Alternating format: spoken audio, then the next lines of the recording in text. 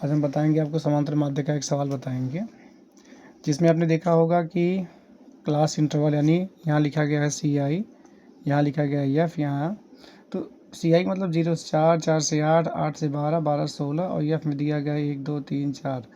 ऐसे सवाल अक्सर कंपटीशन में भी आते हैं और सब जगह आते हैं। मतलब आपको तो कैसे सॉल्व किया जाता है, जहाँ पर दिया गया है 0 से 4, 4 से 8, 8 से 12, 12 से 16। तो इसको सॉल्व करने के लिए हम क्या करते हैं, सबसे पहले हम x का मान निकालते हैं। तो x का मान निकालते समय क्या करते हैं, 0 और 4 को जोड़ लेते हैं, उसमें 2 से भाग करते हैं, कितना आ जाएगा 2। फिर 4 और 8 जोड़ेंगे, कितना आएगा 12, 12 2 से भाग करेंगे, कितना आएगा 6। वैसे हम 12 और 8 को जोड़ेंगे, कितना आएगा 20 हो जाएगा, जिसमें 2 से भाग करेंगे, कितना आएगा 10। वैसे 16 और 12 जोड़ेंगे, कितना हो जाएगा 28, उसमें 2 से भाग करेंगे 14। इस प्रकार से हमने x का मान ज्ञात किया और फिर क्या करते हैं, f और x का गुणा करते हैं।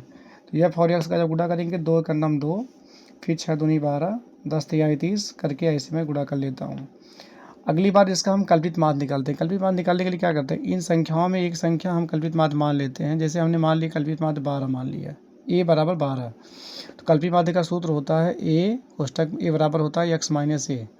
तो जो हमने माना है कल्पित माध्य, उसमें से दी गई संख्याओं घटा देते हैं। तो घटाने के बाद जो मान हमारा आता है, यहाँ देख रहे हैं जो मान आया है उसको लिखते हैं। उसके बाद इन संख्याओं को हम क्या करते हैं, x से गुणा कर देते हैं। तो जब गुणा करते हैं तो हमारे पहली संख्या की वैल्यू कितनी आती है -20, और दूसरी संख्या की वैल्यू कितनी आती है 0, और तीसरी वैल्यू कितनी आती है 180, और चौथी संख्या की वैल्यू कितनी आती है 636।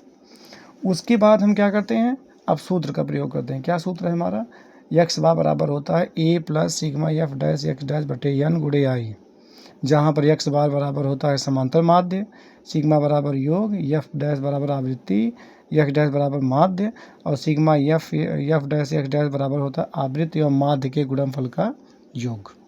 और यह माने होता है बदोक संख्या, i माने होता है अंतराल।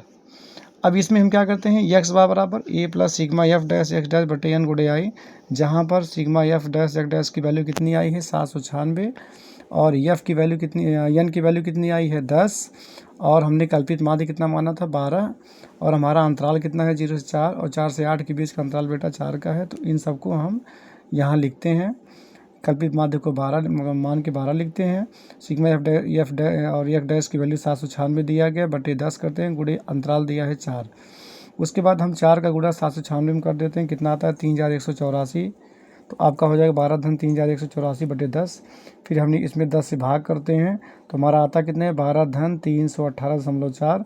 फिर हम जोड़ लेते हैं, जो मान आता है उसको हम यहाँ पे दिखा देते हैं। इस प्रकार से अगर ऐसे सवाल आते हैं तो हम तनिक घबराएंगे नहीं। इस सवाल को सॉल्व करने के लिए हम इस प्रकार के सूत्र का प्रयोग करके इस सवाल को बड़े आसानी से सॉल्व करने का प्रयास करेंगे। ओके।